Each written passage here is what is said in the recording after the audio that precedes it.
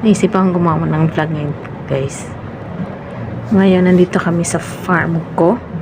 Isang resort dito sa Chaong, Quezon, kung saan malapit sa lugar namin. Kasi sa Lucena City kami nakatira. Tapos itong farm ko, ito lang sa Chaong, Quezon. So, mag-update lang ako, guys, about din sa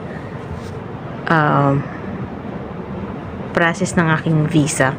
Di pa nabanggit ko dati dun sa vlog ko na nag-apply kami ng visa, K1 visa or fiancé visa.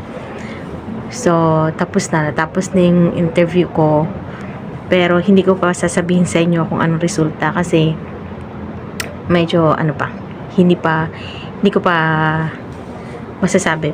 Pero it's not bad naman. Okay naman siya, pero hindi ko pa masasabi. So, i-update ko ulit kayo kapag nakuha ko na yung visa, pero masasabi ko lang, okay naman. Okay yung visa. Okay yung interview. So, ngayon ito kami sa farm ko. Isa tong, anong tawag dito? Globe. Yung parang bilog siya. Na yan. Dito kami matutulog. Good for 6 person. Kasi 3 bed siya. Pero marami kami dito. Parang 8 kami ngayon. Mag-a-add na lang kami ng bed. Ayan, at kagigising ko lang. Hindi pa ako lumalabas kasi napagod ako kanina. Maaga akong gising. So, natulog muna ako. So, mamaya magsiswimming kami ng mga pamangkin ko tsaka ng kapatid ko. Kasi medyo mainit pa sa labas. So, yun lang, guys. Update ko lang yung tungkol sa pag-apply ko ng visa. So, napag-usapan namin ni Anthony na pag nakakuha na ako ng visa, hindi pa rin naman ako aalis. Wait pa namin yung graduation ng anak ko kasi gagraduate na siya ngayong September.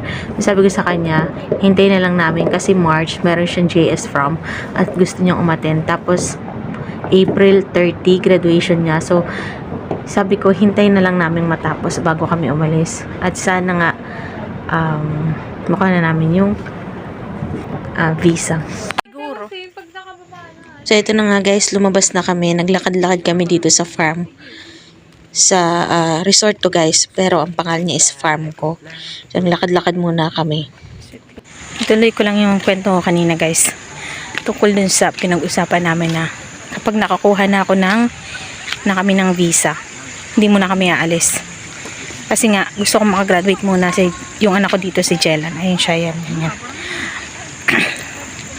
Gusto niya munang ma-experience na makapag-prom, JS prom. Tapos, graduate na din. Gusto niya rin makagraduate. So, naisip namin na ilang buwan na lang naman. So, bakit hindi nga naman muna namin hayaan na makagraduate siya? Pag-isip-isip namin yun. So, kung makakakuha man kami ng visa, yun. Hintay muna namin makagraduate siya hanggang April din. Tsaka kami magde-decide ng pag-alis. Yan. Yung iba, kung akala nila na ang bilis lang, ang dali na mag-apply ng visa. Nako, Diyos ko. Nagkakamali kayo. Hindi ganun kadali. Akala nyo lang yun na mabilis magkuha ng visa, mabilis mag-apply. Ang totoo, mahirap at saka magastos. So, ngayon, nandito kami sa resort. Ang pangalan niya ay Farm Go. In-invite lang kami ng ate ko kasi meron silang parang company outing, tapos sinama niya lang kami kasi merong nag-back out, so nabayaran na yon, kaya kami na lang yung sinama niya. Kaya andito kami ngayon. Si Jellan, saan si Jellan? Yun, si Jellan, nagpipicture sila. Ang ganda dito, guys, sa halagang 2,520 pesos. Kasama ng accommodation, food, at saka snack siya ng whole day snacks, tapos breakfast, lunch and dinner, and swimming pool access. Kaya lang yung ibang activities, hindi siya kasama doon. So, ganda dito, guys. Grabe. Ganda-ganda niya. Man-made lang siya. Diba? Pero ang ganda niya. Siguro hindi pa tapos tong na to. Itong resort na to. Dine-develop pa siya.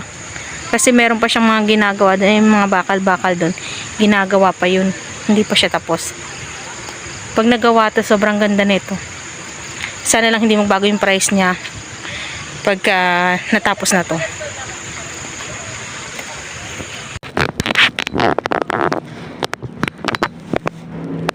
So, ayun lang guys. Siguro, mag-share pa ako ng ibang experience namin tungkol sa pag-apply ng K1 visa or fiancé visa. Yung mga pinagdaanan namin, yung mga process, kung ano yung mga ginawa namin. Siguro, next time, i-share ko siya. Pero, hindi pa sa ngayon kasi may mga pinagdadaanan pa kami na mga proseso para doon. So, hindi pa complete talaga. Baka pag natapos na yung process namin, may share ko rin sa inyo. So, abangan nyo lang guys. So, wag nyo kaming kalimutang i-subscribe and hit the notification para masubaybayan nyo yung mga i-share ko about sa pag-process ng aming K1 visa, K1 and K2. Kasi may K2 ako guys. Marami kayong pinagdaanan at marami akong mai-share siguro para may idea yung iba. So, yun lang guys. Thank you.